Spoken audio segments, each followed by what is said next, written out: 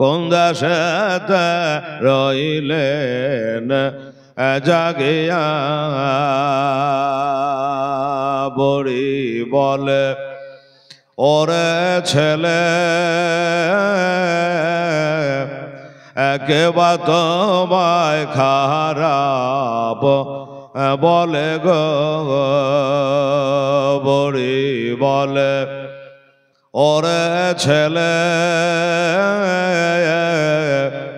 একেবা তোমায় খারাপ বলে গো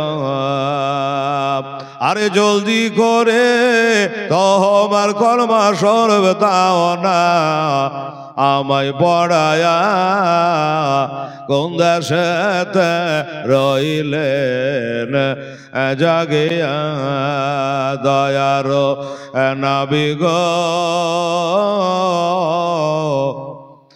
কেন গেলেন দুনিয়া ছাড়িয়া আরে তোমারে না দেখিলে আমি হেলার ঘরে রইতে পারি না কেন গেলেন দুনিয়া ছাড়িয়া আল্লাহুম্মা সাল্লি আলা সাইয়্যিদিনা মাওলানা মুহাম্মাদ ওয়ালা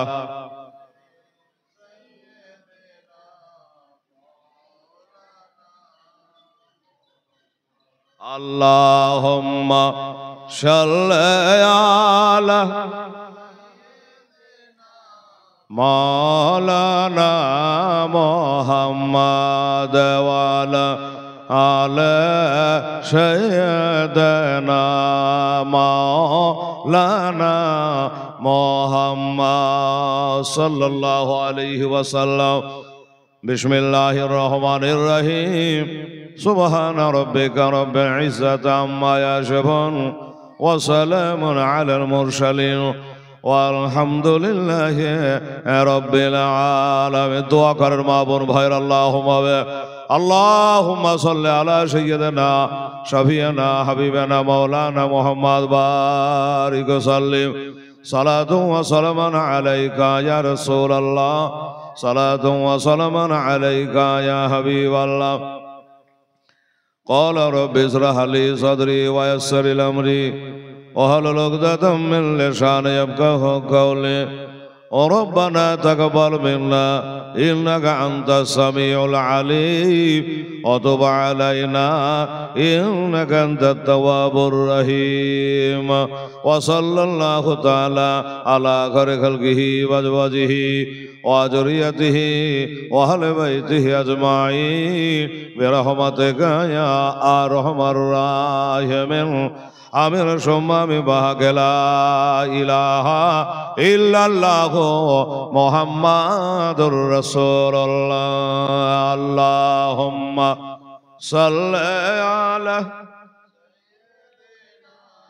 মাওলানা মুহাম্মাদ ওয়ালা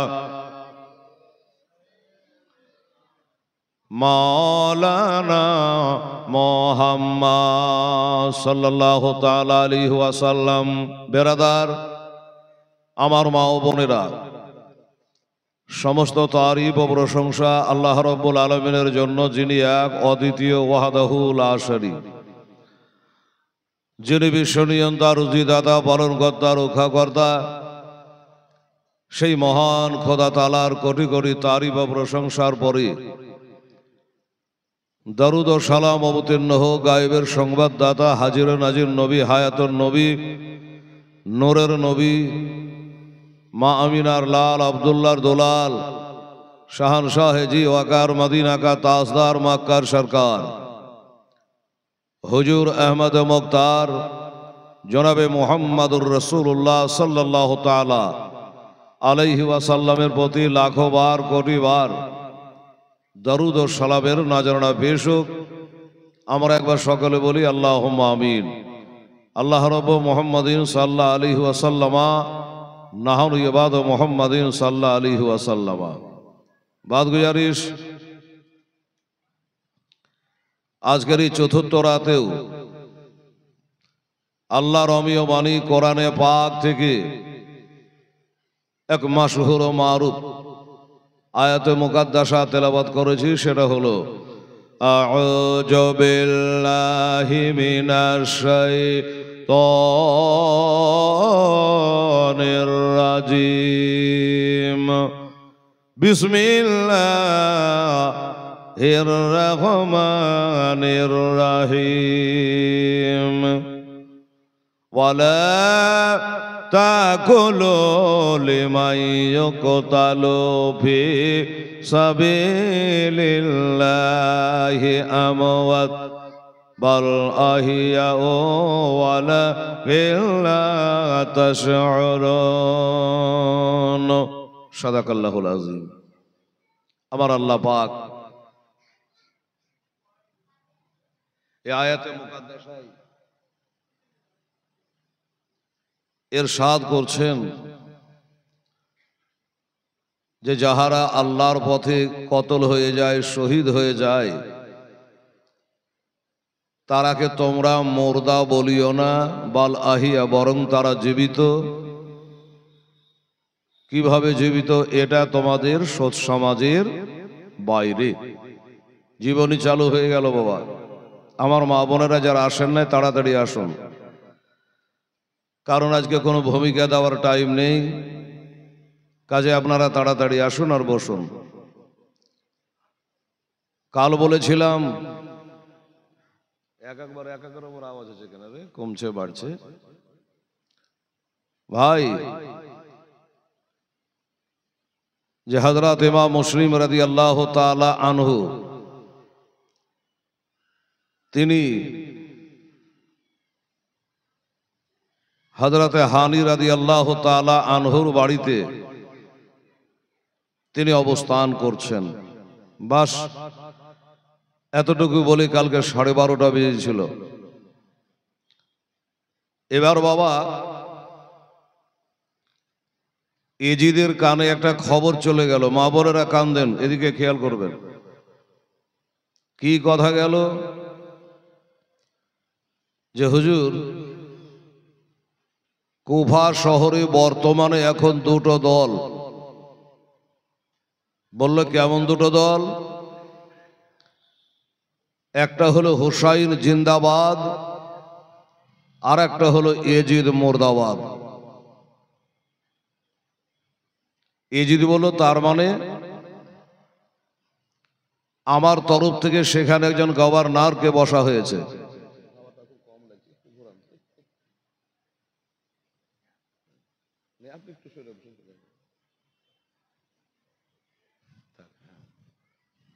তো আমার যে গভর্নর ওখানে নৌবানবীর বাসিরকে রাখা হয়েছে,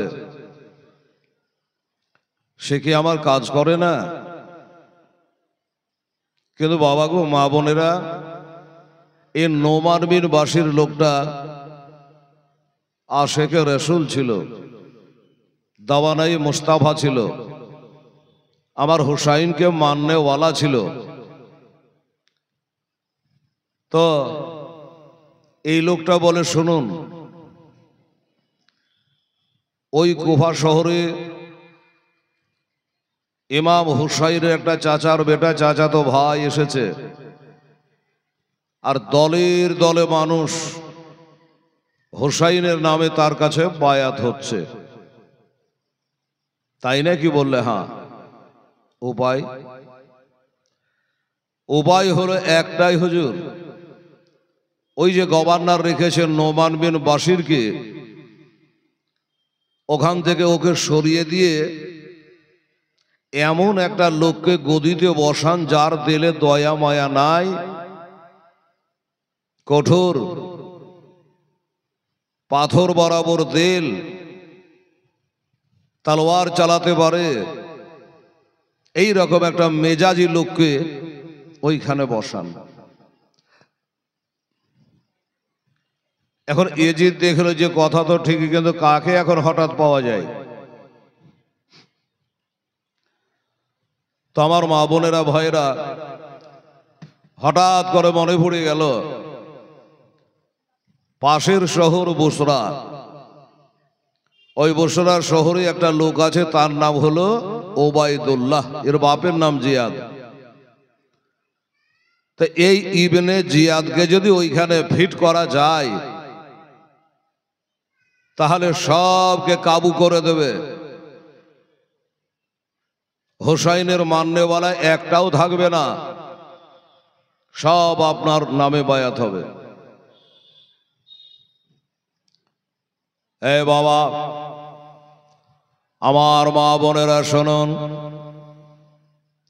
এবার ইজিদ একটা চিঠি লিখলো রে বাবা। ওই সে বুসরা শহরে ইবনে জিয়াদের কাছে, বলে ইবনে জিয়াদ, এই বুসরা শহরটাও আমি তোরাকে দিয়েছি, এবার আরো একটা শহর তোরাকে আমি কুফা শহর দিয়ে দিলাম। যত তাড়াতাড়ি করে পারো ওই কুফা শহরে গিয়ে তুমি ওই নুমান বিন বাশিরকে চেয়ার থেকে নামিয়ে দিয়ে এবার তুমি সেখানকার চেয়ারম্যান হয়ে যাও, গভর্নর হয়ে যাও, এটাই হলো তোমার দায়িত্ব। আর একটা কথা বলে কান করে শোনো, ওইখানে যাওয়ার পরে গদিতে বসার পরে একটাই তোমার কাম হবে, সেটা হলো এই, ইমাম হোসাইনের চাচার ছেলে, চাচাতো ভাই ইমাম মুসলিম নাকি শহরে ঢুকেছে। হাজার হাজার লোক, কম বেশি 40,000 লোককে বায়াত করে নিয়েছে। এই লোকগুলাকে তোমাকে ঘোরাতে হবে, আর যেইভাবে হোক ইমাম মুসলিমকে খুঁজে বার করতে হবে। বার করে আমার নামে তাকে বায়াত করতে হবে। যদি বায়াত হয় তো ভালো, ইমাম মুসলিম যদি অস্বীকার করে দেয় আমি বায়াত হব না, তাহলে তার শিরচ্ছেদ করে দাও, তাকে কতল করে দাও। ইবনে জিয়াদ কে বাবা এই শিখিয়ে পড়িয়ে পাঠিয়ে দেওয়া হলো। ইবনে জিয়াদ তার ভাই আছে, একটা নাম হলো তার ওসমান। যে ওসমানেরই এই এজিদের তরফ থেকে চিঠি এসেছে, এই শহরটা তো আমরাকে দিয়েছে ইয়েজিদ, আবার আর একটা শহর আমরাকে দিল, সেটার নাম হলো কুফা শহর। তো ভাই আমি খুব তাড়াহুড়া করে একটু কুফা শহরে চলে গেলাম, আমি যতদিন না আসি এই শহরটা একটু তুই দেখভাল করে চালাবি। বলে ঠিক আছে। এবার কিছু লোকজনের সাথে করে কুফা শহরে বাবা চলে এলো।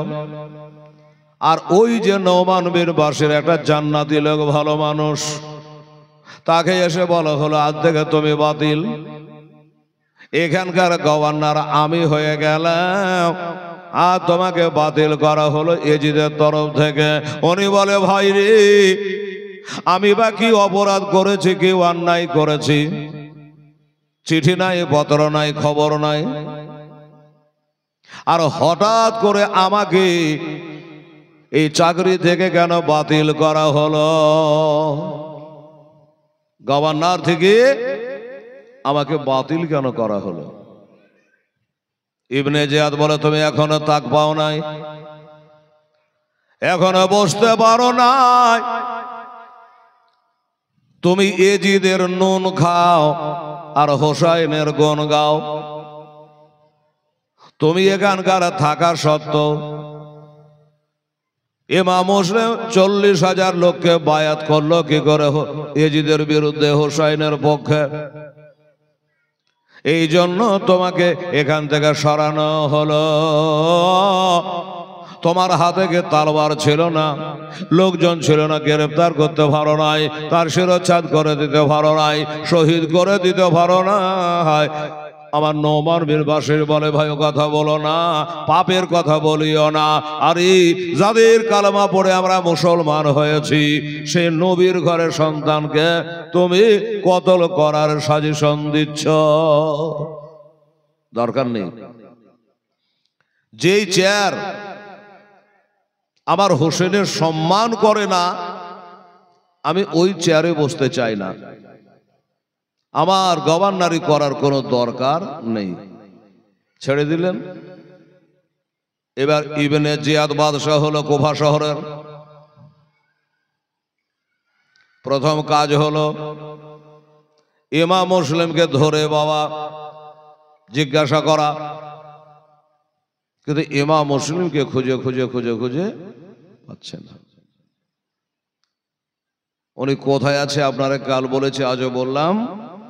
তিনি একটা জান্নাতি লোক, সর্দার, নাম করা ব্যক্তি, হযরত হানি বিন ওরওয়ার বাড়িতে রয়েছে। এরা কেউ জানে না, এত চেষ্টা করে ঢোলাই দিয়ে আওয়াজ করে বাবা ইবনে জিয়াদ লোক দিয়ে প্রচার করে দিল, কুফাবাসীরা শোনো, এই কুফাবাসী শোনো, ইমাম মুসলিমকে যারা বাড়িতে লুকিয়ে রাখবে, ছকিয়ে রাখবে, তার কিছু রাখবো না।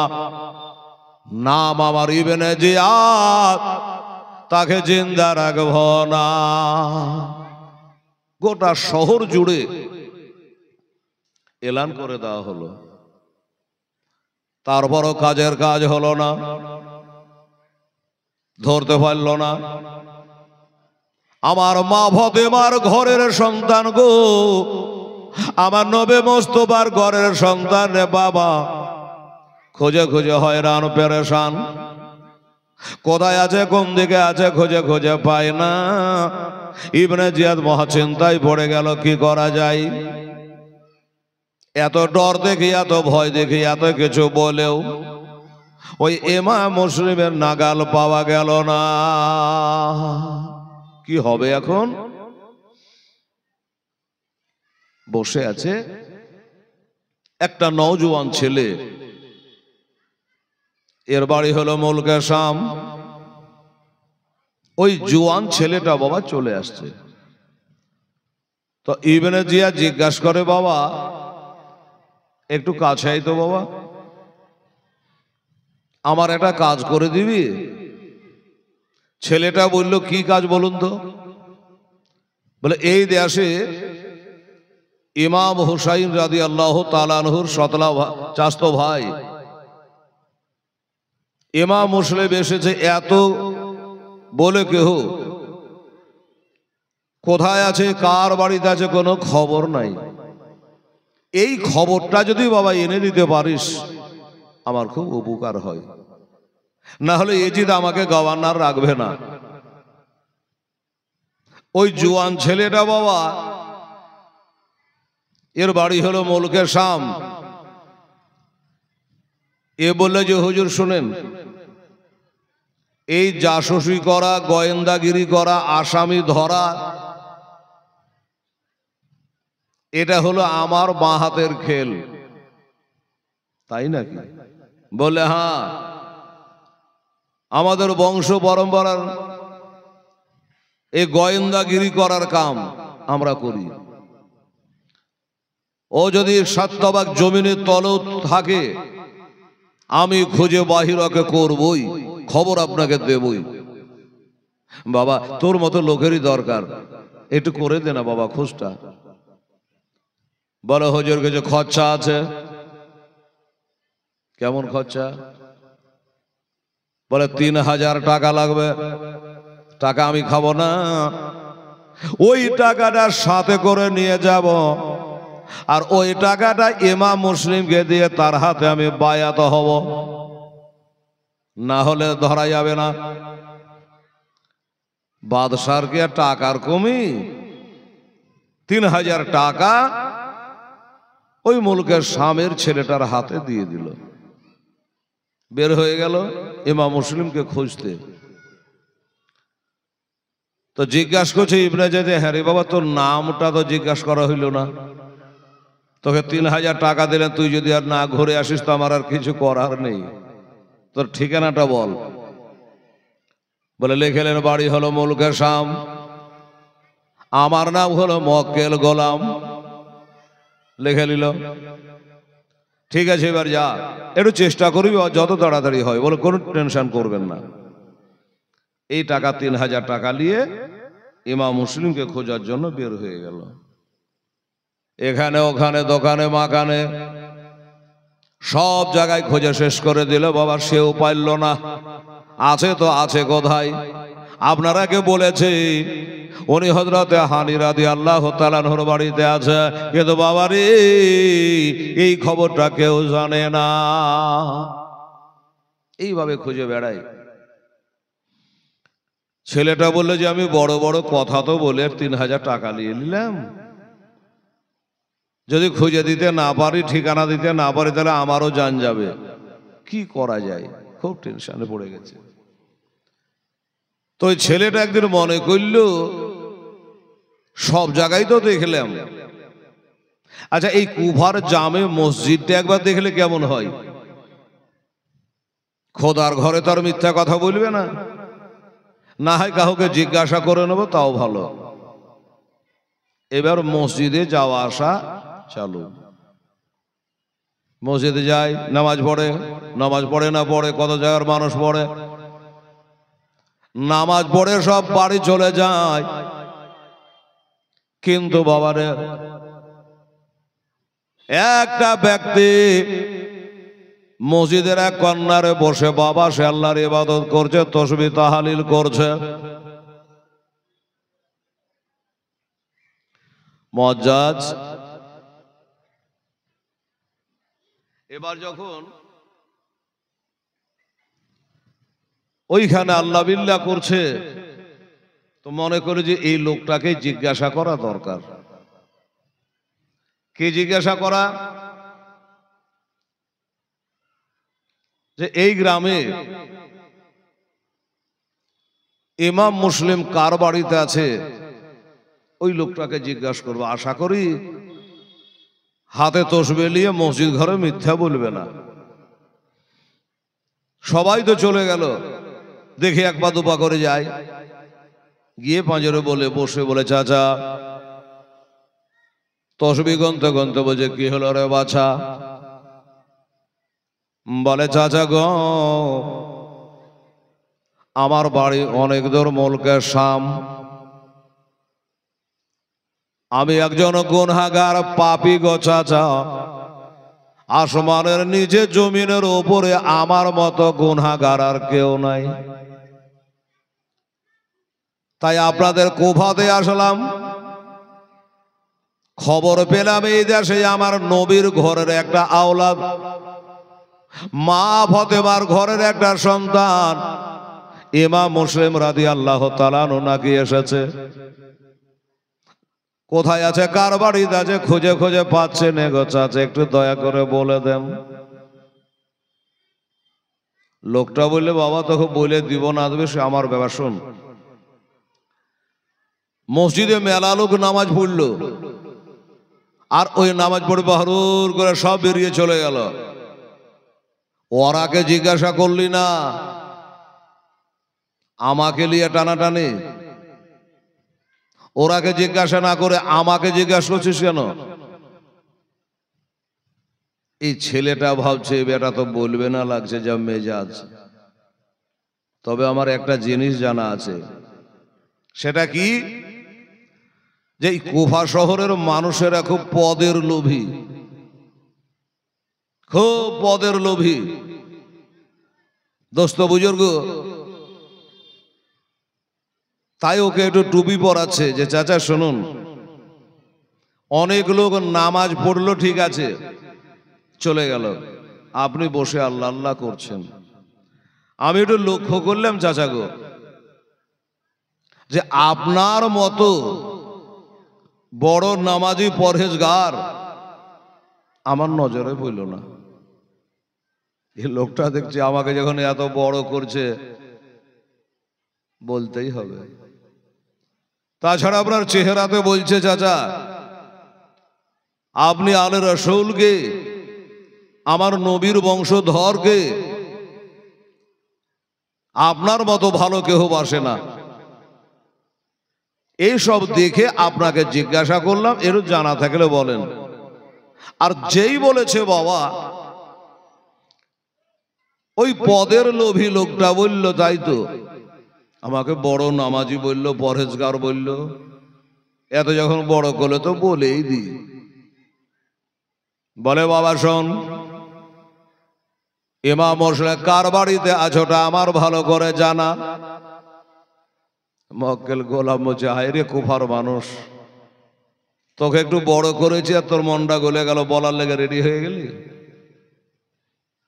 আচ্ছা চলো বাবা, কার বাড়িতে আছে দেখো, বলে কাম নয়, আমি স্বয়ং তোর সাথে সাথে গিয়ে ওই বাড়ির গেটে পৌঁছে দেব বাবা।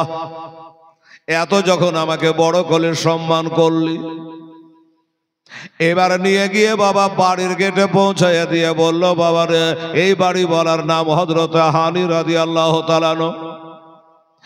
দরওয়াজা ঘাটঘাটা বাড়িওয়ালা বের হয়ে আসবে, তুমি যেভাবে পারো কথা বলো, ভিতরে যাও, আমার ডিউটি শেষ, আমি চলে গেলাম বাবা। ঠিক আছে যান। ও তো আমরা চলে গেল তসবিহ হাতে করে। আরবিতে বাবুর মানে দরজা। ওই দরজায় বাবা যখন খাটখাট করে বাড়ি দেয়, বাড়িওয়ালা হযরত হানি রাদিয়াল্লাহু তাআলা আনহু বলে, সমাতে আবার কে এলো দেখি। দরজা খুলে দেখছেন বাবা গো, এই ছেলেটাকে তো কোনোদিন কোথাও আমি বাজারে হাটে দেখে নাই, কোথায় যে বাড়ি, কি যে খবর। এই বাবা, কারে চাই, কি জন্য দরওয়াজা খাটখাটাচ্ছ? বলে হুজুর আপনার নাম হযরত হানি। বললে হ্যাঁ, শুনতে পেলাম হুজুর আপনার বাড়িতে নবী ঘরের একটা সন্তান আছে, ইমাম মুসলিম তার নাম। যদি আছে চাচা অস্বীকার করবেন না, আমান করবেন না, মিথ্যা বলবেন না। আমি মানুষটা খারাপ না, আমি বড় গুনাহগার, হাজার হলো নবী ঘরের সন্তান, আমি তার হাতে হাত দিয়ে তওবা করব, বায়াত হব। বিশ্বাস করে এই দেখেন আমার কাছে 3000 টাকা আছে, ওই যে ইবনে জিয়াদ দিয়েছিল, এই টাকা 3000 ওনাকে দেব আর ওনার হাতে হাত দেব। এই জন্য খুঁজে খুঁজে কোনো মতে পাই না, লোক মুখে জানলাম আপনার বাড়িতে আছে। আচ্ছা বলুন তো, এবার অবিশ্বাস কি করে করা যায়? এই যে ধরতে এসেছে, এই যে গোয়েন্দা, এই যে সিআইডি, গায়ে তো আর লেখা নাই।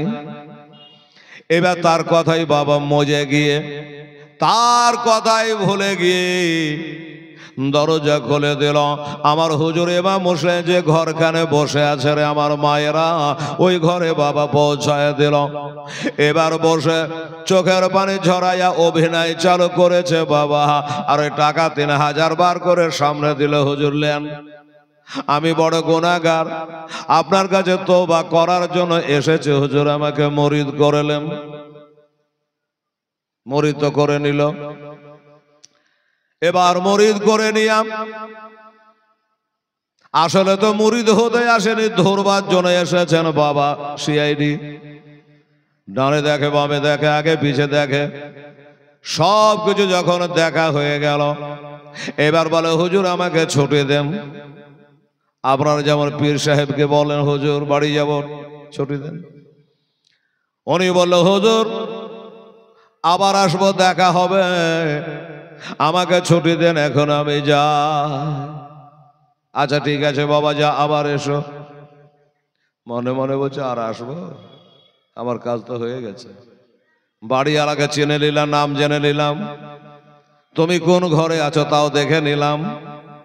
এই বদমাস ছেলেটা বাবা ইবনে জিয়াদের কাছে গিয়ে বলে দিল, হুজুর গো, ও বাদশাহ নামদার শুনুন, আমি যেমন বলেছি তেমনি কাজ করেছি। ওই ইমাম হোসেন এ দেশের মধ্যে আছে একটা বাড়িতে, যেই বাড়িওয়ালার নাম হযরত হানি রাদিয়াল্লাহু তাআলা আনহু। আমি নিজের চোখে তার বাড়িতে মোলাকাত করে আসলাম। আর আপনি যে ওই 3000 টাকা দিয়েছিলেন, আমি সেটাও তাকে দিয়ে এসেছে। তা হুজুর, তাহলে আমার কাজ শেষ? আমার কাজ ছিল খালি কোথায় আছে, কার বাড়িতে আছে বলা, বলে দিলাম। এবার আমার ডিউটি শেষ, আমি একটু বাড়ি যাই। ইবনে জিয়াদ বলে, তোর বাড়ি যাওয়া হবে না। কেন? আমার ডিউটি হয়ে গেল, বাড়ি যাওয়া হবে না কেন? বললো, তোর কাজ আছে, আমার বাড়িতে খাওয়া দাওয়া কর আর পাশের ঘরে আরাম কর, তোর কাজ আছে। ছেলে বলে, আমার কাজ আছে, আমি তো কাজ খুঁজে পাচ্ছি না, কি কাজ আছে? আচ্ছা দেখা যাক। খাওয়া দাওয়া করে থাকে, কিন্তু যেই বাড়িতে ইমাম মুসলিম আছে বাবা, ওই হানি রাদিয়াল্লাহু তাআলা আনহু, ওই হানির সঙ্গে কিন্তু আগের রিশতা ইবনে জিয়াদের ছিল, জানতো। তো বলি যে আমার তো পুরাতন বন্ধু, জানাশোনা লোক, নিশ্চয়ই আমার ক্ষতি করবে না। হানিকে ডেকে পাঠাইলো। ইবনে জিয়াদ, একটা বাদশা ডাকলে যেতেই হবে, গেলেন। তুমি সে? হানি বলে, হ্যাঁ। আচ্ছা একটা কথা তোমাকে জিজ্ঞাসা করি। বলে, কি কথা? বলে, এই কুফা শহরের আমি যে হাকিম হয়েছে, গভর্নর হয়েছে, তুমি জানো? বলে, জানি। আমি যে এলান করেছি, ইমাম মুসলিমকে যারা লুকিয়ে রাখবে, ছবিয়ে রাখবে, বাড়িতে রাখবে, আমি তার বাড়ি ঘর কিছু রাখবো না, তাকে জিন্দা রাখবো না। তুমি শুনেছো? বলে, শুনেছি। শুনেছো? এগুলো শুনেছো? বলে, হ্যাঁ। এগুলা শোনার পরে, জানার পরে, তোমার বাড়িতে ওই ইমাম মুসলিম লুকিয়ে আছে, তার মানে কি? তোমার বাড়িতে কেন ইমাম মুসলিম আছে, জবাব দাও। হানি বলছে, ব্যাপার কি? আমার বাড়িতে আছে, আমি জানি, আমার খোদা জানে, বাকি লোক কেউ জানে না। ই জানলো কি করে? না আমাকে হাবকি মেরে চালাকি করে আমার পেটের কথা লিখছে, তা জানি না। আমি সহজে রাজি হব না, আমি স্বীকার করব না যে আমার বাড়িতে আছে। তো হযরত হানি বলছে, এ বাদশাহ নামদার শুনুন, আমার বাড়িতে ইমাম মুসলিম আছে, আপনার কাছে কোনো প্রমাণ? কার মুখে শুনেছেন? কে বলেছে? প্রমাণ আছে আপনার কাছে? প্রমাণ নিবি? বলে, হ্যাঁ। ওই যে গোলামটাকে বাবা পাশের ঘরে রাখা হয়েছে, ওকে ডাকলে, মক্কেল এদিকে আয়। হানি বলছে, মক্কেল আবার কে রে বাবা? চলে আসলো। ইবনে জিয়াদ বলছে, দেখো, কালকে দুপুর বেলা এই লোকটা তোমার গেটে গেছিল, তুমি দরজা খুলে দিয়েছিলা? তোমার বাড়ি গেছিল? এত বড় কি আর ডাহা মিথ্যা কথা বলা যায় চোখে চোখে তাকিয়ে? একেই তো কালকে দরজা খুলে দিয়েছিলাম। হুজুর যেই ঘরে আছে সেই ঘরে তাকে ঢুকিয়েছিলাম। আহারে, আগে যদি জানতা তুই সিআইডি ছিলি রে, ওই আমার বাড়ির কথা এখানে এসে তুই বলবি, তোকে বাড়িতে ঢুকতে দিতাম না রে। এবার চোখে চোখে তাকিয়ে বাবা মিথ্যা বলা আর গেল না। তখন হানি বলে, দেখুন, ইমাম মুসলিম রাদিয়াল্লাহু তাআলা আনহু আমার বাড়িতে আছে, এটা কথা সত্য, কিন্তু আমি ওনাকে দাওয়াত করে জিয়াভত দিয়ে আনিনি। ও ছিল মুক্তার সাকাফির বাড়িতে, রাতের বেলায় এসে আমার বাড়িতে আশ্রয় নিয়েছে। হাজার হলো নবী ঘরের ছেলে, আমি একটু জায়গা দিয়েছি, নাই করি, অন্যায় করেছি করি, আমি ওকে জায়গা দিয়েছি। যাক, যদি আমার অন্যায় হয় আমাকে একটু সময় দেন বাদশাহ নামদার, আমি বাড়ি যাই। বাড়ি যাওয়ার পরে ওনাকে আমার বাড়ি থেকে বিদায় করে দেব। আর তো কিছু বলার নেই। ইবনে জিয়াদ বলে তোর বাড়ি আর যাওয়া হবে না, মারতে আরম্ভ করলো। অথচ পিছলে বন্ধুও ছিল বাবা, একটা মহব্বত ছিল, সব বাদ দিয়ে একদম লহুলাহান করে দিয়েছে, রক্তাক্ত করে দিয়েছে, মেরে মেরে রে বাবা। এবার লাস্টে তাকে একটা অন্ধকার জেলের মধ্যে ভরে দেওয়া হলো হানিকে। মা বোনেরা কিছু বুঝছেন কি? হানি কি করেছিল? ওই যে ইমাম মুসলিমকে বাড়িতে থাকতে দিয়েছিল, তাই অপরাধ মনে করে ওকে জেলে ভরা হলো।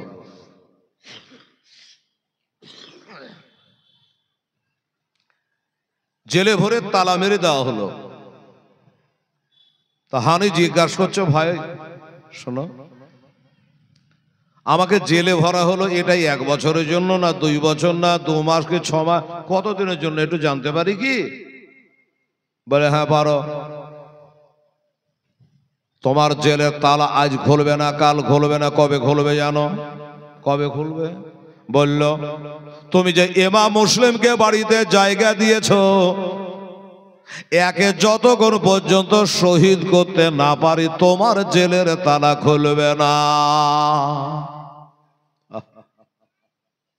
ওই জেলখানায় বাবা পড়ে পড়ে কাঁদছে।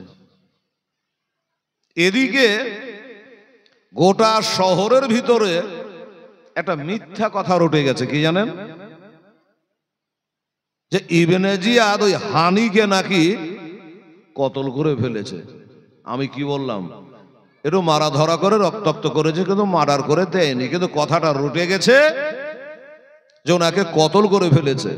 আর কি বলবো রে বাবা, রে বাবা, একটা দেশের ভালো মানুষকে যদি কেউ ধরে মারে, সবাই তার দিক থেকে বলবে লোকটা খুবই ভালো ছিল এবং দেশের সর্দার ছিল।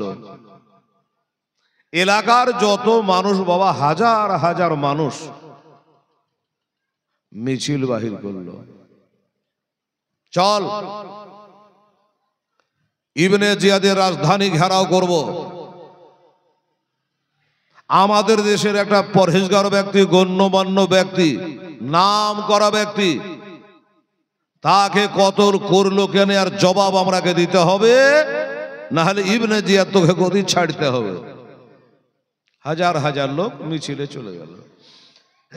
ইবনে জিয়াদ বললে তো বড় মুশকিলে বনু রে বাবা, এত লোক, সবারই একটাই বল আমরাকে জবাব দিতে হবে করে। তার উজিরকে বলে, এই শোন, এরা মিছিলে কি বলছে শোন তো ভালো করে, কান দিয়ে, কি দিতে হবে বলছে।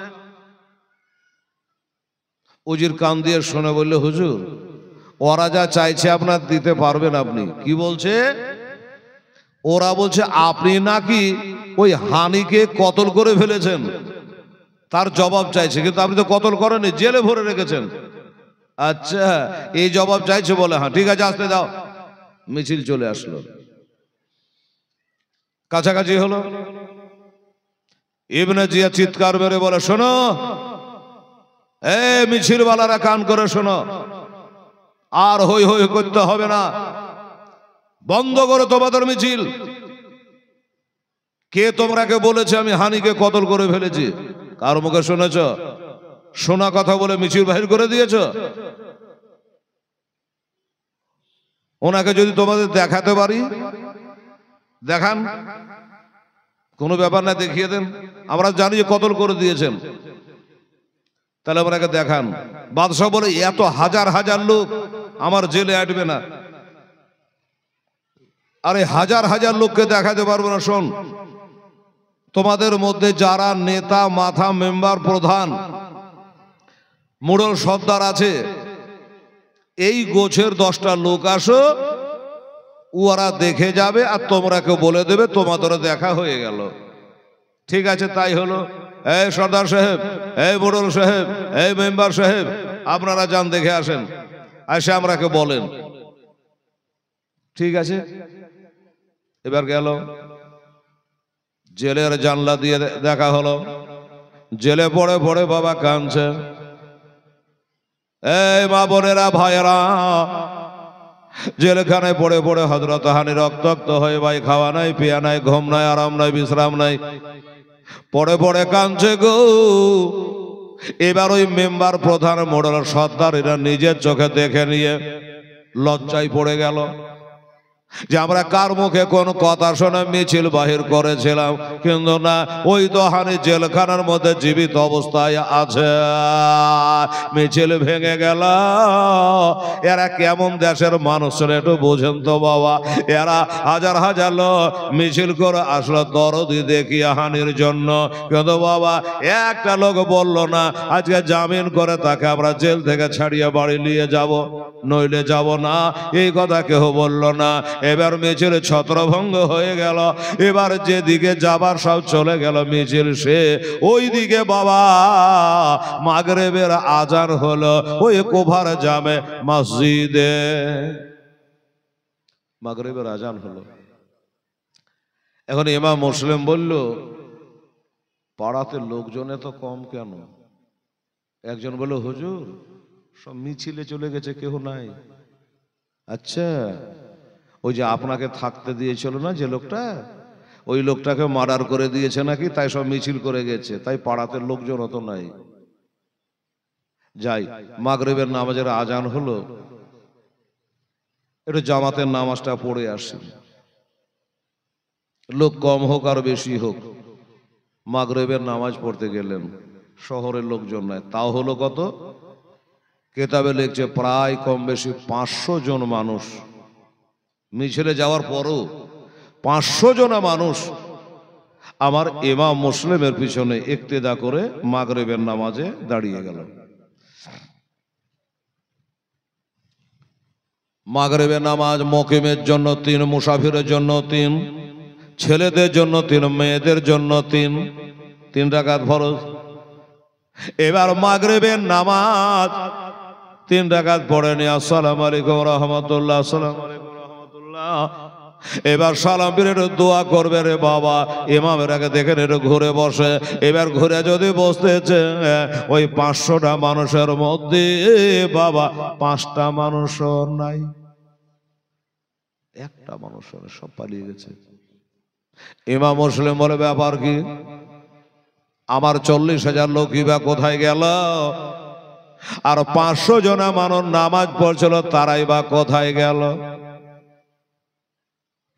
এরা মাটির তলে ঢুকে গেল না আসমানে উঠে গেল? কোথায় চলে গেল? কারে জিজ্ঞাসা করব, কে বলবে? মা বোনের আগো এবার তাকিয়ে দেখছে যেখানকার মানুষ মসজিদে ওযু করে, ওই ওযুখানাতে পানির হাউজের কাছে একটা ছেলে বসে আছে, একটা লোক বসে বসে ওযু করছে, আর বাবা ইমাম মুসলিমের দিকে তাকাচ্ছে।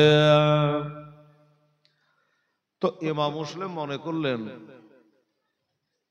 কপালে যাই হোক, ওই লোকটাকে একটু জিজ্ঞাসা করব যে ভাই তুই কি কিছু জানিস? এই যে 500টা লোক আবার পিছনে নামাজ পড়তে দাঁড়াইলো, এবার সালাম ফিরিয়ে তুই ছাড়া আর কেহ নাই, তা এরা গেল কোথায়? ছেলেটা বলছে, হুজুর আপনি যখন কেরাত করেন, নামাজ পড়েন, রাস্তা দিয়ে একজন এলান করছিল আর বলছিল যে ইমাম মুসলিমকে যারা বাড়িতে থাকতে দেবে, আশ্রয় দেবে, তার ডিহিতে ঘুঘু চড়াবে, তাকে মার্ডার করে ফেলবে, তাকে জিন্দা রাখবে না। এইভাবে রাস্তা দিয়ে বলতে বলতে যাচ্ছিল। আপনি ওদিকে কেরাত করছে, আপনার কেরাত শোনা বাদ দিয়া ওইদিকে তাদের কান চলে যায়। কে জানি এবার যদি মাগরিবের নামাজ শেষ করি, তাইলে হয়তো নামাজ পড়ে ওদের ধারণা আমার বাড়ি যেতে চাইবে, ও বলবে আমার বাড়ি তোমার বাড়িতে থাকতে দাও, এই বলে যদি জায়গা চায় তাহলে জায়গা দিলে আমার বাড়ি ঘর কিছু রাখবে না, আমাকেও জিন্দা রাখবে না। এই ভয়ে সবাই পালিয়ে গেছে। হুজুর তুমি পালাওনি কেন? বলো হুজুর জামাত ফেল, আমার দেরি হয়ে গেছে হুজুর বাড়ি হানে আসতে, আমার জামাত ফেল। হয়তো ভাবছে যে সবাই তো পালিয়ে গেছে, এই লোকটা, এই ছেলেটাই মনে হয় আমাকে খুব ভালোবাসে, ওর লেগে মনে হয় লক করে বসে আছে আর বাকি পালিয়ে গেছে। ওই যে বক্তারা বকে না, মাঝে মধ্যে একটা আউট কথা বলে যে কোন মৌলবী রে বেটি রে, কোন মৌলানা বলে ওয়াজ করে তো চেয়ারে বসে গিয়ে চোখ বন্ধ করে 3 ঘন্টা না পুজলে চোখ খুলবে না। তো 3 ঘন্টা পরে ওই বক্তা চোখ খুলে দেখছে তো বাবা একটা লোক নাই, সব চলে গেছে, কেবল বসে আছে তো এক বুড়ি, ওই বুড়ি লোক করে বসে আছে। তো বক্তা বললে যে যাক সবাই চলে গেছে, যাক আমার ওয়াজ যদি বুঝে তো এই বুড়ি বুঝেছে, না হলে তো ও চলে যেত। আল্লাহ তোকে জান্নাত দেখ। মা তুই আমার জালসাটা ভালোই বুঝেছিস আর তুই একলাই বসে আছিস। তো বুড়ি কি বলছে জানেন? যে বেটা তোর জালসার লেগে আমি বসে নাই, তোর দোয়ার লেগাও তাকিয়া নাই, তো বসে আছো কেন? বলছে হুজুর গো মৌলানা আপনি চোখও খোলে না, বলতেও পারি না, ওই যে লাল মতো চেয়ারখানা আপনি বসে জালসা করছেন ওই চেয়ারখানা আমারই, ওই চেয়ারখানা আমারই। আমি খালি আল্লাহ আল্লাহ করছি, একবার চোখ খুলে তাকাই তাহলে ইশারা করো যে উঠো আর চেয়ারখান দাও। হ্যাঁ আপনিও তাকাচ্ছেন না, চেয়ারও পাচ্ছি না, 500 টাকা চেয়ার ছেড়ে যাব। বক্তা মনে করলে তাহলে তুই আমার মহব্বতে নাই, চেয়ারের লেগে না? বলে হ্যাঁ চেয়ারের লেগে বসে আছি, তোর লেগে বসে নাই। এইরকমই ওই ছেলেটা বলে হুজুর আমি আপনার মহব্বতে বসে নাই, আমার জামাত ছুটে গেছে হুজুর, মাগরিবের নামাজ পড়া হয়নি, নামাজ কাজা করা বড় গুনাহ, এই কারণে আমি বসে আছে। বাবারা আমার মা বোনেরা, ইমাম বলল বাবারে তুই ডরাইস না, ভয় করিস না, আমি তোর বাড়ি যেতে চাইব না, তুই তাড়াতাড়ি সময় চলে যা, যাকে নামাজটা আদায় কর, নামাজটা আদায় কর। আমি চলে গেলাম, লোকটা ছেলেটা নামাজ পড়তে লাগলো। আর ইমাম মসজিদ থেকে বেরিয়ে এই যেমন আপনাদের রাস্তার এই মাদ্রাসা, এর রাস্তা দিয়ে হেঁটে হেঁটে হেঁটে হেঁটে চলে যাচ্ছে। এই মা বোনেরা, হাইরে দুঃখ হাইরে কষ্ট, মাগরিবের নামাজ পড়লে বাধার রায় তো হয় না রে মা বোনেরা, অত অন্ধকার হয় না। আবার রাস্তার ডান দিকে দেখছে বাম দিকে দেখছে, বাবা একটা বাড়িরও তালা খোলা নাই, গেট খোলা নাই, সব বন্ধ। ওই যে প্রচার করেছে যে বাড়িতে পাবো তার বাড়ি রাখবে না, সব দরজা বন্ধ করে বাবা শুয়ে পড়েছে। মনে হয় সাহাবাখানাতে এক একটা আওয়াজ পাওয়া যায়, কিন্তু সেদিন কোফাতে কোনো আওয়াজ ছিল না, সন্ধ্যাতেই। কি করবেন? এই রাস্তা দিয়ে হাঁটে চলে যায় চলে যায় চলে যায়, যেতে যেতে এই যে আমার মা বোনেরা যেমন চুপ করে বসে আছে, এইরকম একটা মহিলা একটা মেয়ে, একজন মা দরজা খুলে গেটের কাছে বসে আছে, একটা হারিকেল হাতে করে, ওই হারিকেলটার কড়া বাম হাতে ধরেছে আর ডান হাতে পলতাটা একটু বাড়াই, আলাটা বড় করে, আর এমনি করে ওই হরকরের আলা দিয়ে যেন একে একে খুঁজে পাই না, অমনি আবার ছোট করে দিয়া ওই মেয়েটা বাবা পিছনে কই দরজার আড়ালে বাবা হারিকেলটা লুকিয়ে দেয়, আবার একটু বাহার করে, আবার দেখে, আবার লোক এই মজা করছে। ইমাম মুসলিম বলে ব্যাপার কি, সবাই তো গেট বন্ধ করে দিয়েছে, কিন্তু ওই মেয়েটা কেন দরজা বন্ধ করে না? টুকি ভুলকি করছে, তার মানে কি? হারিকেলের আলা একবার ছোট করছে একবার বড় করছে, তার কারণ কি? এই কারণটা আমাকে জানা লাগবে। এক পা দুপা করে গেলেন, গায়ে তো লেখা নেই যেটা ইমাম মুসলিম। বলছে হ্যাঁ রে মা, কি ব্যাপার, কিসের ব্যাপার? বলে তোদের পাড়াতে কেবল মাগরিবের নামাজ হলো মসজিদে, আরে এখনই একবারে সব আলাবাতি লিভিয়ে দিয়ে দরজা বন্ধ করে সাহেবটে গেছে, সব সেটে গেছে, ব্যাপারটা কি? আস্তে কথা বল বাবা, দেওয়ালের কান আছে, দুশমনেরা ঘুরে বেড়াচ্ছে। কি জন্য বাবা? আজকে দেখো সন্ধ্যাবাতি দেয় নাই। ওই ইমাম মুসলিম রাদিয়াল্লাহু তাআলার নামে একটা মা ফাতেমার ঘরের ছেলে, আমার নবী বংশের একটা ছেলে নাকি এই দেশে এসেছে। ওই ছেলেটাকে যারা বাড়িতে থাকতে দেবে তার বাড়ি ঘর কিছু রাখবে না। এখনই এলান হয়ে গেল, এখানে প্রচার করে গেল, এই কারণে সব দরজা বন্ধ করে দিয়েছে। উনি নাকি মসজিদে নামাজ পড়তে গেছে, এখনই আসবে। আচ্ছা, কিন্তু মেয়েটা জানেন আমি কার সাথে কথা বলছি। এটাই যাই ইমাম মুসলিম, এটা মেয়েটা জানে না রে বাবা। যাই হোক, তো ইমাম জিজ্ঞাসা করছে, মা গো, সবাই জানের ভয়ে বাড়ি ঘর বাঁচাবার লেগে, জান বাঁচাবার লেগে সবাই দরজা বন্ধ করে দিয়েছে, আর তুমি কেন খুলে রেখেছো? তোমার মরণের ডর নাই? কেন দরজা খুলে বসে আছো? আর এমনি করে হরকের আলা দিয়া কি খুঁজছিলে? বলছে, বাবা শোনো, আমিও দরজা বন্ধ করে দিতাম, হারিকেলটা ফু দিয়ে লিভিয়ে দিতাম, পারলাম না রে বাবা। কেন পারলে না? বলে, বাবা আমার কত সাধনা করে, কত মানত মেনে, কত ইবাদত করে আল্লাহর কাছে একটা বেটা চেয়ে নিয়েছিলাম বাবা। আমার ওই বেটার নাম রেখেছে আদর করে বেলাল। ওই সে বেলাল ইবনে জিয়াদের দরবারে চাকরি করে বাবা। বেলা 4টাতে বাড়ি চলে আসে ডেলি আমার বেটা। আর আজকে যে আমার বেটার কি হলো জানি না, এতটা বেলা হয়ে গেল এখনো বেটা বাড়ি আসলো না। তাই বড় চিন্তায় পড়েছি বাবা। এ হাত কাটলো দরদ, এ হাত কাটলো দরদ। বাবা গো, যদি দরজা বন্ধ করে দিই আমার বেটা বাড়ি ঢুকতে পারবে না। এই জন্য বসে আছি। আচ্ছা, বুঝে গেলাম মা। তাহলে তোমার বেটা আসতে গেলে তুমিও দরজা বন্ধ করবা? বলে হ্যাঁ, ঠিক আছে। মারে একটা কথা বলবো। কি কথা বলো? আমাকে খুব পিয়াসা লেগেছে মা, আল্লাহ তোর ভালো করবে, আমাকে একটু পানি পান করাতে পারবি মা? মেয়েটা চিন্তা করলে এখানে মাগরিবের নামাজ পড়ে ওঠনো, আর বেচারা পানি চাইছে। এই ছেলেটা হিন্দু না মুসলমান, ইহুদি না নাসারা, ওইসব জানার আমার দরকার নাই।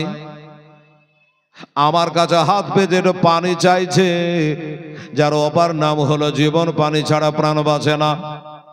আমি না বলবো কি করে? আচ্ছা বাবা একটু বস রে বাবা, পাড়ার অবস্থা ভালো নয়, ভয় ভয় লাগছে রে বাবা, কখন যে কি হয়ে যায় জানি না। তুমি বসো, আমি যাই। পানিতে লিয়া নাই, রান্না ঘরে গেল, একটা লোটাই করে বাবা 1 লোটা ঠান্ডা পানি ঢেলে এনে বাবা দিল, যে লে বাবা পান করে লে। লোটাটা নিল, বিসমিল্লাহ বলে বাবা মুখে লাগাইলো, পান করে নিল। লোটাটা ঘুরিয়ে দিল। মা এলা তোমার লোটা, তুমি ঘুরিয়ে লাও মা, পানি পান করেছি, আমার আত্মা ঠান্ডা করে দিয়েছে মা, কালে হাসরে তোর আত্মা ঠান্ডা হবে। মেয়েটা লোটাটাকে নিয়ে ওই রান্নাঘরে আবার থুয়ে আসছে। তো লোটা নিয়ে আসছে, তো উনি বসেই আছে। মেয়েটা বলছে, ব্যাপার কি রে বাবা, মতলব কি? পানি চাহালি, পানি দিন, তোর পানি পান করা হলো, আমি লোটাটা রেখে চলে আসলো, তুই এখনো যে বসে থেকে গেলি, বাড়ি যা। আসলে কি বাড়ি ওই দেশ ওনারা আছে তাই বাড়ি যাবে? আর বাড়ি যদি থাকবে তোর কাছে পানি চেয়ে খাবে কেন? আপনারাই বলেন। বলে, মারে পানি তো পান করালি মা, কাল হাউজে কাউসারে পানি দিয়ে তোর আত্মা ঠান্ডা করে দেবো মা। মা কাল হাসরে 120টা কাতার হবে গো মা, কোন জায়গায় কে থাকবে জানি না। তোমার একটা কথা খালি তোমাকে জিজ্ঞাসা করবো, মা তোমার নাম কি? মা গো তোমার নাম কি? মেয়েটা বলছে, আমাকে বেলালের মা বলে ডাকবা। 100 কোটিটা হাসরে মাঠে কাতার হবে, কোটি কোটি মানুষ থাকবে এক এক কাতারে। না রে মা, বেলালের মা বলে ডাকা যাবে না কেন? হাজার হাজার বেলাল দুনিয়াতে আছে, আছে কিনা বাবা? না, আমি একলাই হেলাল আছে আর দুনিয়াতে নাই। হাজার হাজার বেলাল আছে। বেলালের মা যখন বলে ডাকবে, সব বেলালের মা এসে হাজির। এটাও তো ঠিক। আচ্ছা, বেলালের মা বলবো না, হয় বলবো না। অরিজিনাল তোর নামটা কি আছে মা, একবার বল। অরিজিনাল নাম কি? এখন আবার মানুষ নাম ডবল রাখছে গো, ডবল ডবল রাখছে। একটা ছেলে এসে বলছে, হুজুর মসজিদে 500 টাকা দান করলো। তো তোর নাম কি রে? তো বলছে, আমার নাম মোহাম্মদ ছেঁচড়ু শেখ। এত মজার নাম কুঠে বলি রে, মোহাম্মদ ছেঁচড়ু শেখ? না হুজুর, ভালো নামও আছে, আব্দুর রহমান। ওটা তুলে রেখেছে, আর ছেঁচড়ু শেখ বলে সব ডাকছে ওকে। ছেঁচড়ু শেখ না বলে আর কেউ চিনতেও পারবে না, ডবল ডবল নাম। আচ্ছা আমার ডাইরেক্ট তোমার নামটা বলো। তখন ওই মেয়েটা বলল, বাবা শোনো, তুমি যখন বারবার করে বলছো তো শোনো, আমার নাম হইল তুয়া বিবি। কি বললাম? তুয়া বিবি, মনে রাখবেন। বেলালের মা তুয়া বিবি। রে বেটিরা মায়েরা, তুয়া বিবি মনে রাখবেন। এবার মেয়েটার মনে একটা কথা উদয় হলো, বাবা তুই আমার পেটের ছেলের মতো ছেলে, আমার নামটা তোকে বন্য বেটা, তোর নামটা যে এখনো জানা হইল না বলে এবার কাজ খারাপ। যা বসতে দিয়েছিল আর দেবে না। একবার তোর নামটা বল বেটা, তোর নামটা এটা শুনি রে, তোর চেহারা দেখে কেমন লাগছে রে। বলল, মা গো, আমার নাম হলো ইমাম মুসলিম রাদিয়াল্লাহু তাআলা আনহু। যেই বলেছে, মেয়েটা বসেছিল হারকেল নিয়ে, বাবা দাঁড়িয়ে গেছে সম্মানে, যে হাই হাই, নবী নয়, নবীর ঘরের ছেলে আমার দুয়ারে বসেছে, একটু জায়গা দিইনি। পানি চেয়েছে, একটু চিনি দিইনি, একটু খাবার দিইনি, সাড়া পানি দিয়ে দিয়েছি। কাল হাসরে মা ফাতেমা আমাকে বেহেশতে নিয়ে যাবে না। কি বেয়াদবি করেছি, বাবা মাপ দাও, আমি তোমাকে চিনতে পারিনি, যে তুমি যে নবী ঘরের সন্তান আমি জানতে পারিনি। আচ্ছা ঠিক আছে মা, ক্ষমা তো করলাম। মারে পরিস্থিতি খুব খারাপ, আমার ভাই হোসাইনকে আসার জন্য একটা চিঠি লিখেছে, উনি আসবো আসবো হয়ে আছে, উনি আসবো আসবো হয়ে আছে। আমার এখন আর যাওয়া হবে না মা, আমাকে তো সবাই মারার জন্য, কাটার জন্য খোঁজাখুঁজি করছে রে মা। ওরে মা, কাল হাসরে আমার নবীকে বলে, মা ফাতেমা আলীকে বলে, হাসান হোসেনকে বলে, আমি তোর জায়গাটা জান্নাতে করে দেব মা। ওই তোর বাড়িখানে একটু আমার থাকা হবে না, একটু জায়গা দিবি না মা? না বলবো কি করে? হাজার হলো নবী ঘরে ছেলে, জায়গা দিব না বলা যায়? চলো বাবা, ঘরে বিছানা করে দিল, সুন্দর করে জায়গা থল করে দেওয়া হলো, দুইটা খাবার দেওয়া হলো। কিন্তু হুজুর খাবার খাচ্ছেন না, খিদে কিন্তু লেগেছে বাবা, তাও খাবার খাচ্ছে না কেন বলেন তো? বাবারে টেনশন বলে একটা জিনিস, চিন্তা বলে একটা জিনিস। আমার দুইটা ইয়েতিম ছেলেকে নিয়েছিল, ছেলে দুটো আমার কাছে নাই। তাছাড়া 40,000 লোক আমার হাতে হাত দিয়ে বায়াত হলো, এখন আমার একটা লোকও নাই। এই নানান চিন্তাতে খাবার যেন ভিতরে যায় না রে বাবা, তাই খাবার খাওয়া হলো না। ওই বিছানে বাবা শুয়ে গেল, বিছানে শুয়ে গেল। ওই মেয়েটার বেটা বেলাল চলে আসলো চাকরি থেকে, দরজাটা টেনে দিল, হুজুর শোরগোল করবেন না, আওয়াজ করবেন না, পাড়ার অবস্থা ভালো নয়, আমার বেটা আবার ওখানে চাকরি করে। আল্লাহ আল্লাহ করছে যেন ও জানতে না পারে, রাতটা যেন তাড়াতাড়ি পার হয়ে যায়, ভোরে ওকে বিদায় করে দেব। কপালে যেটা আছে এটা ঘটবেই। দরজাটা টেনে দিয়ে চলে আসলাম। বেলাল ভাই ভাই করে বাড়ি ঢুকছে, পাকা মদ ঘোর বাটফার।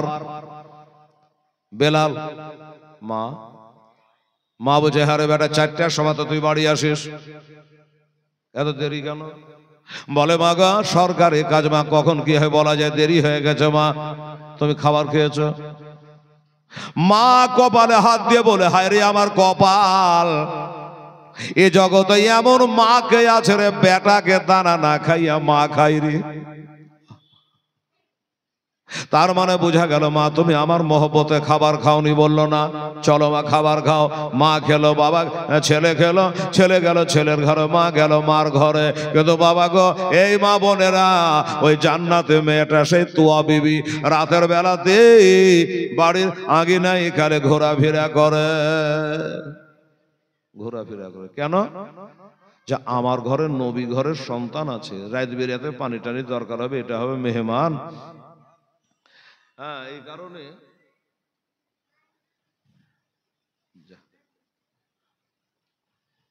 বেরাদারান ইসলাম সামাইনে কেরাম, এবার বলল আমি আজকে ঘুমাবো না। এই করে ঘোরাঘুরি করছে। ঘুরতে ঘুরতে ওই মেয়েটার বেটা সেই বেলাল একবার দেখে ফেলেছে। কি দেখেছে? আমার মা, মাকে তো সন্দেহ করতে হয় না, এই বাড়িতে আমি আর আমার মা ছাড়া কেউ নাই।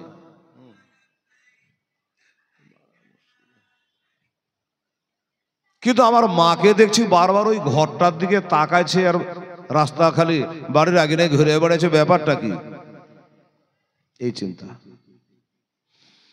উঠে আসলো। মা, আরে আমার বেলাল তো তাহলে ঘুমায়নি। কিরে বেটা, ঘুমাইসনি? আমি তো ঘুমাইনি।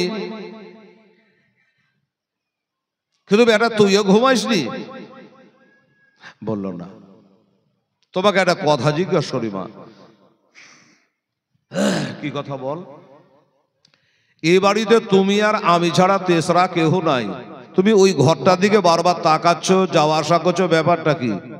বলে, ব্যাপার কি তোকে অত জানতে হবে না, লক্ষ্য করে ঘুমা।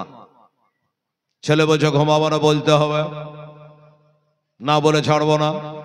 মদ মাতাল ছেলে। শুনবি? বলে হ্যাঁ, কাছে আয়। লক্ষ্য করে বলে, শোন রে। বেটার হাতটা ধরে নিয়ে মাথায় দিয়ে বলছে, বেটা শোন, ওই ঘরে কে আছে জানিস? আমি তোকে বলে দেব, কিন্তু বেটারে আমার মাথার কসম দিলে রে বেটা, আমি তোকে বলবো, তুই যেন কাউকে বলিস না। যদি বলে দিস রে বেটা, আমি তোর মা, তোকে দুধের দেনা মাপ দিব না। আমি তোকে দুধের দেনা মাপ দেব না। আচ্ছা ঠিক আছে বলো। বলে দিল।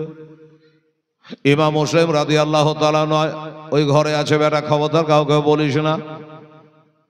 এবার এই মদখোর তাড়িখোর ই ভাবছে রাত কেন যায় না। সকাল হলো বাবা, এবার ডিউটিতে যাচ্ছে, আর ওদিক থেকে 20-22টা লোক দৌড়ে দৌড়ে চলে আসছে। মাঝপথে বেলালের দেখা। এই কোথায় তোমরা? ঘোড়ায় চড়ে কোথায় যাওয়া? খাট খাট খাট খাট খাট খাট করে ঘোড়ায় চড়ে কোথায় যাওয়া? তো বলছে, বেলাল রে, ওই ইমাম মুসলিম কার বাড়িতে যে আছে খুঁজে পাওয়া যায় না, তাই ঘোড়ায় চড়েছি, আজও চড়েছি, কালে চড়েছি, যতদিন না ইমাম মুসলিমকে খুঁজে বাহির করতে পারবো ঘোড়া থেকে নামবো না। যখন বলেছে বেলাল, দেখবেন কিছু ছেলে আছে, কিছু মেয়ে আছে। এই যে আমার মা বোনের আছে, আপনারাও আছেন, আমরাও আছি। অনেক ছেলে আছে, অনেক মেয়ে আছে, যে বাবা পেটে কথা থাকবে না। বাবারে 3 বেলায় 300 রসগোল্লা দেন, ফিনিশ, হজম। কিন্তু একটা কথা যদি বলে দেন, এই কথাটা হজম করবে না। আর আমার মা বোনদের তো হজম হবেই না, হবার কথাই লয়। হাজার কসম দিয়ে যদি বলেন যে বুবু তুই বলিস না, কিন্তু বলবি। তার বলার ঢং কত ভালো, কিরকম ভালো বাবা। 1 দিন, 5 দিন, 10 দিন, 1 মাস থাকার পরে আর থাকা যায় না। আজ মেশাল দেওয়ার টাইম নেই, ঘড়ির কাঁটা ছড়ছে। এই বাবা, তখন যখন থাকতে পারে না, তখন রহিমের মা করিমের মাকে বলছে, শোন, যত রকমের কথা গেল বলে পেট পাতলা করে নিল। লেবার পরে দুই দিকে চলে যাবে। তখন বলছে, দেখ, তুই আমার নিজের বলে তোকে বন্য, তুই জানে ফের কাউকে কহিস না। তোর পাগলে কিসের লেখা বলতে যাবো আমি কাউকে বলবো না। ই তো পাতলা হলে হলে তখন ও আবার গ্যাস জমলো, ও আবার কাকে বলবে, ও আবার কলিমদ্দুর মাকে বলে দিল। অনেক কথা হওয়ার পরে ফিনিশিং যাবার সময় বলছে, ও বুবু, তুই জানে ফের কাউকে কহিস না। মা গো, এই মা বোনেরা, আপনি যদি কারো দোষকে ঢাকেন, ভালো করে শোনেন, কারো আইব কারো দোষ যদি আপনি লুকিয়ে রাখেন, তাহলে আপনার দোষ গালা কাল কোটি কোটি লোকের মাঝে খোদা লুকিয়ে রাখবে, মনে থাকবে। আপনি যদি কারো দোষ ঢেকে রাখেন, তো আপনার দোষ গালা আল্লাহ কাল ঢেকে রাখবে। আল্লাহর একটা নাম হলো সত্তার, গাফফার। যাই হোক, এইরকমই বেলাল বলছে, শোন, যতই ঘোড়ায় চড়ে যায় যাতেই আহা, ইমাম মুসলিমকে পাওয়া বড় মুশকিল আছে, খুঁজে পাবি না। বলে, আরে ভাই, 10 দিন টাইম লাগতে পারে। পাবো না কেন? বলে, পাবি না। বারে কথা পাবো না? হ্যাঁ, গ্যারেন্টি দিচ্ছি, পাবি না। এরা ঘোড়া থেকে নেমে বেলালের কলার ধরে লেছে, এই চ্যালেঞ্জ করছিস কেন? পাবো না, সময় 10 দিন লাগতে পারে, কষ্ট হতে পারে, পাবো না বলছিস কেন? তাহলে তুই তো জানিস। বেলাল বলছে, 1000 বার জানি, লাখো বার জানি, কিন্তু বলবো না। জানি কিন্তু বলবো না। কেন বলবি না? বলছে, মা মানা করেছে, বললে আমার মা আমাকে দুধের দেনা মাপ দিবে না, জাহান্নাম চলে যাব। আমি বলবো না রে ভাই। হ্যাঁ, তাহলে বাবা বলাও হয়ে গেল, হ্যাঁ, পেট পাতলাও হলো। এদের আর বুঝতে বাকি নাই যে তাহলে আর মাকে ধরলেই ইমাম মুসলিমকে পাওয়া যাবে, ওদের বাড়িতে আছে। বলে, হ্যাঁ, আমাদের বাড়িতে আছে, ওই ওরকার ঘরটাতে উনি শুয়ে আছে। তবে ভাই, আমার মা জানে, শুনে না যে আমি তোরাকে বলে দিয়েছি। বলে, না, তোর কথা কেন বলতে যাব, আমরা যাবো, ধরে নিয়ে চলে আসবো। বাবা, বলতে বাকি থাকলো। সুবহানাল্লাহ। দেখেন, কোন নবাব বলে শ্বশুর বাড়ি যাবে বেড়াতে, তো পায়জামাটা ময়লা, এত তো চাকরকে বলছে যে, হ্যাঁ রে, আমি যে শ্বশুর বাড়ি যাবো, আমার পায়জামা যে ময়লা, তো চাকরটা বলছে যে, হুজুর সাহেব, নবাব সাহেব, কোনো চিন্তা নেই, আপনারটা যদি ময়লা আছে তো থাক, আমারটা যে ধোয়া আছে একবার আয়রন করে ফিট করে রেখেছি, আমারটা আপনি পরে নেবেন, আর আপনার ময়লা পায়জামাটা, আমরা চাকর বাকর মানুষ, কে অত তাকাবে, আপনার ময়লাটা আমি পরে নিয়ে চলে যাব। নবাব বলছে, তা পরা যাবে, কিন্তু তুই যদি আবার কাউকে বলে দিস। তো চাকর বলছে, কি দরকার আমার বলা, কি কারণে বলবো আমি? দেখ বাবা, কাউকে বলিস না, আমার যাই থাকবে না রে। নবাব আর আমি চাকরের পায়জামা পেতে যাবো, তো কাউকে বলিস না বাবা। না, কাউকে বলবো না, আপনি পরে নেন। ঠিক তো? বলে, হ্যাঁ। ওকে কবিলে টবিলে নিয়ে নবাব পরেছে বাবা ওই চাকরের ধোলাই করা পায়জামা, আর নবাবের ময়লা পায়জামা পরেছে, চাকরটা পরে শ্বশুর বাড়ি চলে গেল। নবাব সাহেব, নবাবের শ্বশুর বাড়ি বলে কথা, একবারে ছাপ্পর ঘাট গদির বিছানায় নবাবের জায়গা, আর বৈঠকখানাতে একটা ভাঙা চেয়ারে চাকরের জায়গা বসে আছে। আর বলবো, হায়রে হায়রে, গোটা গ্রামের মানুষ বাবা যেমন পীর সাহেবের আইলে হয়, ওইরকম দলের দলে মানুষ, দলে দলে মানুষ আসছে। কেন? বলে যে, নবাব বহুদিন আমাদের দেশে আসে নাই, শ্বশুর বাড়ি আসে নাই, তো আজকে এসছে, একটু দেখা করবে, একটু সালাম মুসাফা করবো, অন্য কিছু না। একদল মানুষ এলো, আসাই ওই চাকরকে জিজ্ঞাসা করছে, ভাই, একটা আপনি কে? তো বলে আমি হলাম নবাবের চাকর।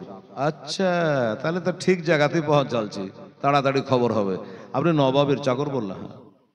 আচ্ছা ভাই, নবাব কোন ঘরে আছে এটা কি একটু বলবেন? নবাব কোন ঘরে আছে একটু বলবেন? নবাব কান খাড়া করে চাল্লা, পায়জামার কথা যদি শ্বশুরের দেশের লোককে বলে দেয় তাহলে তো যাই থাকবে না, কি যে বলবে।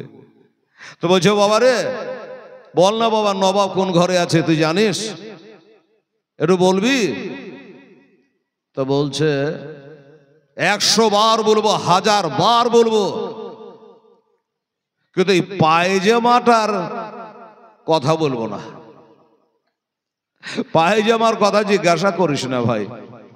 লোকজন বললো যে কোন কথার ভিতর কোন কথা? পায়জামার কথা মানে বলে নবাব যেটা ধোলাই করা পায়জামা পরে আছে কিনা ওটা আমারই। আরে ময়লা পায়জামা যেটা দেখছেন এটা হলো নবাবের। লোকজন বলে তোবা তোবা, চাকরের পায়জামা পরে যে নবাব শ্বশুর বাড়ি আসে, কে ওর সাথে দেখা করবে, চল। রাগ করে চলে গেল। আর এক দল আসলো, আবার জিজ্ঞাসা করছে। আজকে নবাব এসে এক থাপ্পড় লাগিয়েছে, বেয়াদব, তোকে গোটা রাস্তা শিখালাম, বাড়িতে শিখালাম যে খবরদার বলিস না। তো বলছে হুজুর আমি ভাবছি আপনি হয়তো ঘুমিয়ে টুমিয়ে আছে। ওরা বলছে নবাবকে দেখবো। তা আমি বললাম যে নবাব দেখবেন না নবাবের পায়জামা দেখবেন? তা আমি মনে করে যদি আপনার পায়জামাটা দেখে ধলো হোক আর ময়লাই হোক, দেখা যদি ওরা চলে যেত তাহলে আপনার ঘুমটা হয়ে যাবে। এর লেগে বললি? বলে হ্যাঁ, মানে বলবে কোনো বাহানতে। চলে গেল। আর এক দল এসছে। আর এক দল এসে জিজ্ঞাসা করছে, এ ভাই তুমি কে? বলে আমি নবাবের চাকর। আচ্ছা ভাই, তুমি তো নবাবের চাকর, নবাব কোন ঘরে আছো বলবা? ওই একই কথা, যে নবাব কোন ঘরে আছে 100 বার বলবো, 1000 বার বলবো, কিন্তু জোড়হাত করে বলছি ভাই, এই পায়জামাটার কথা জিজ্ঞাসা করিস না। একবার মার খেয়েছি। তো নবাব বলছে একে মারেও যা, না মারেও তা, মানে বলবেই এইরকম। বেলাল বলে দিয়েছে বাবা, 20-22 জন ঘোড়া সবার ঘোড়ায় চড়ে চলে আসলো। এবার তুয়ার বাড়ি কি বলে ঘেরাও করে নিয়েছে বাবা, ওই সে তুয়া বিবির বাড়ি। তো ঘোড়া যে খাটখাট খাটখাট করে আসছে, এটা কিন্তু আওয়াজ ইমাম মুসলিমের কানে লেগে গেছে। উনি যে বালিশটায় মাথা দিয়ে আছে, ওই বালিশের তলে 3.5 কেজি ওজনের একবারে সূর্যের মতো চকচক করছে একটা তালোয়ার ইমাম মুসলিম বালিশের তলে রেখে মাথা দিয়ে শুয়ে আছে।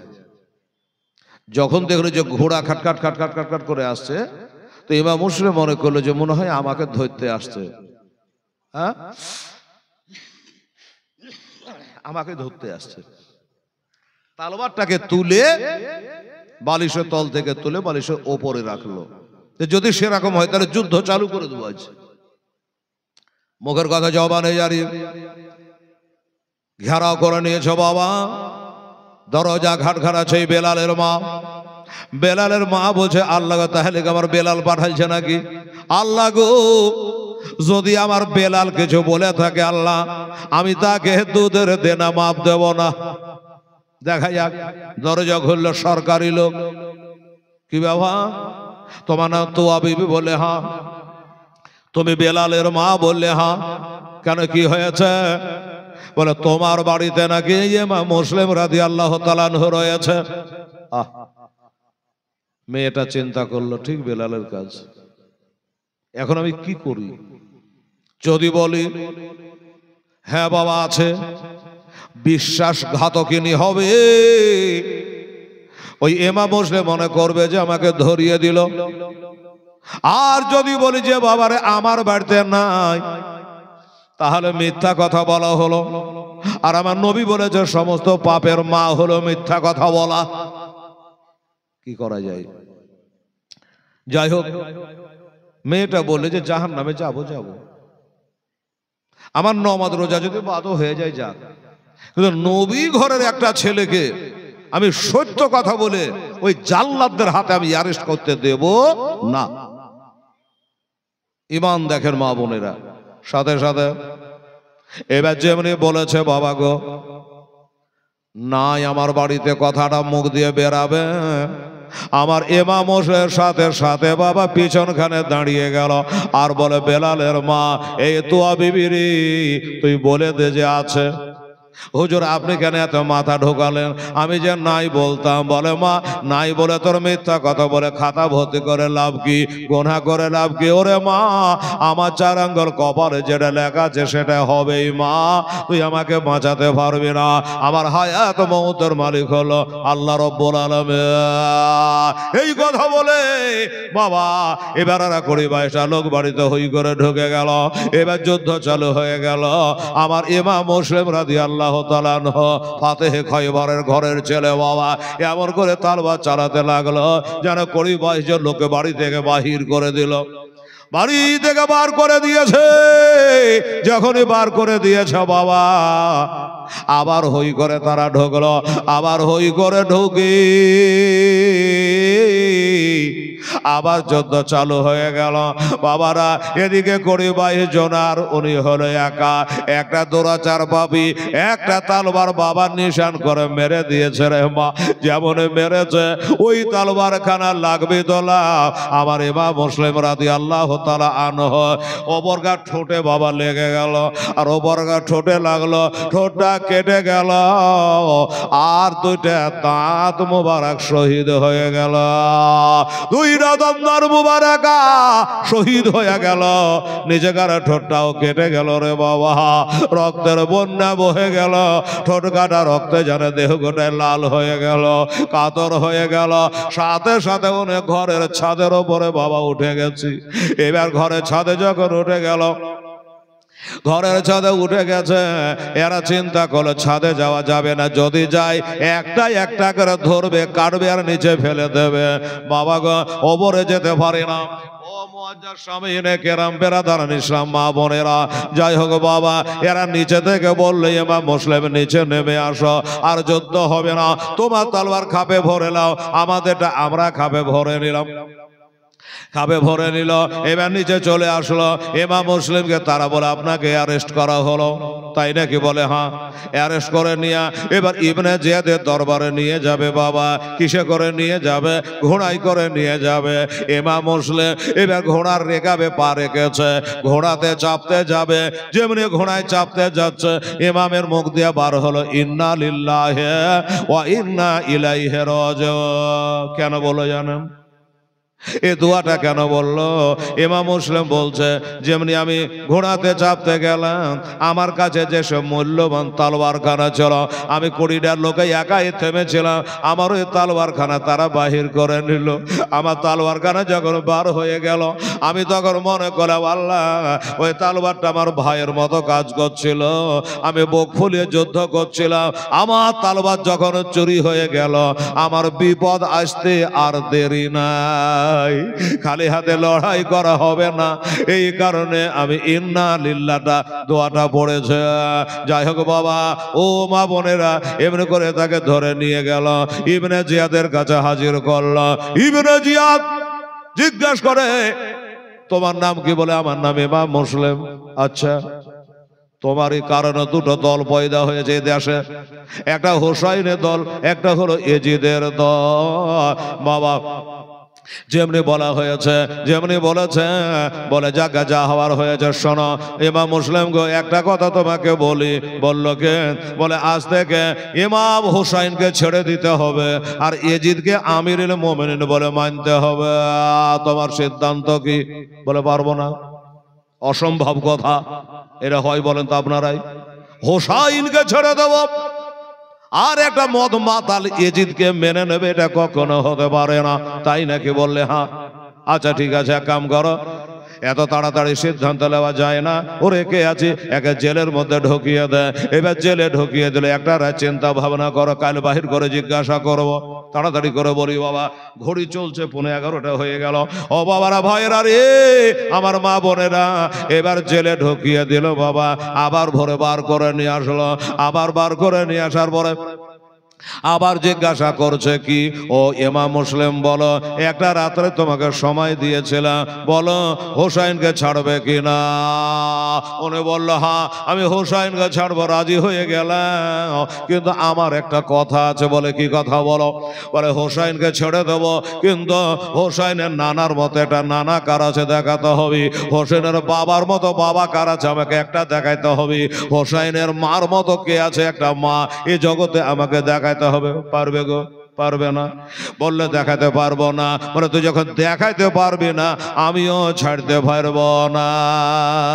ও বাবারা, এবার জাল্লাদকে অর্ডার করে দিল, যাও একে নিয়ে যাও, পাড়ার শেষে নিয়ে গিয়া ঘরের ছাদের উপর তুলে তার শিরোচ্ছেদ করে দাও, তাকে শহীদ করে দাও।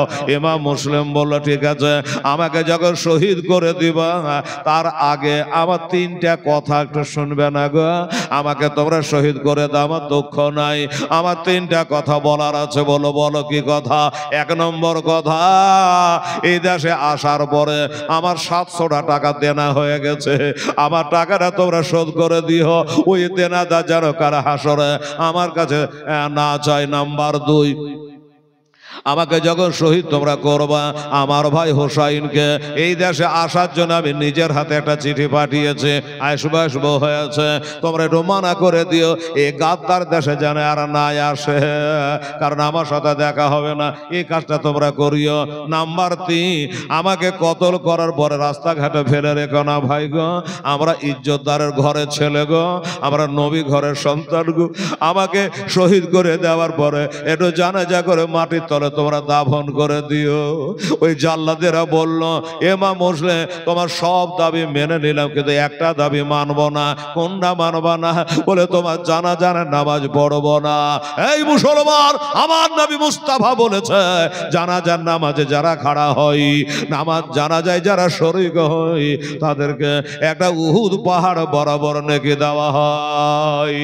আর 3 চলো মাটি যখন দেয়, আর একটা উহুদ পাহাড় বরাবর নেকি দেওয়া হয়। তারা বুঝে গেলেন, বাবা এজিদের দল কত বড় পাটফারের দল, কত বড় গুনাহগারের দল, যে বাবা জানাজা পড়লে উহুদ পাহাড় বরাবর নেকি, অথচ বোঝে এ নেকির কাজটা পারবো না,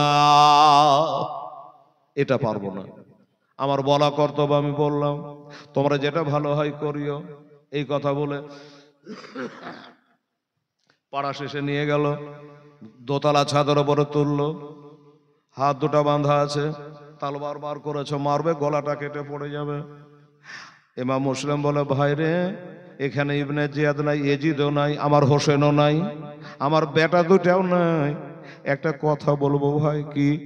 আমার গলা তোরা কেটে নিবি রে, প্রাণের ভিক্ষা চাইবো না রে ভাই, আমার গলাটা কেন শুকিয়ে গেল রে, আমাকে এক ঢোক পানি খাওয়া না ভাই, দুনিয়ার পানি আর পান করতে পাবো না, এক ঢোক পানি পান করি রে, আমাকে একটু পানি পান করা।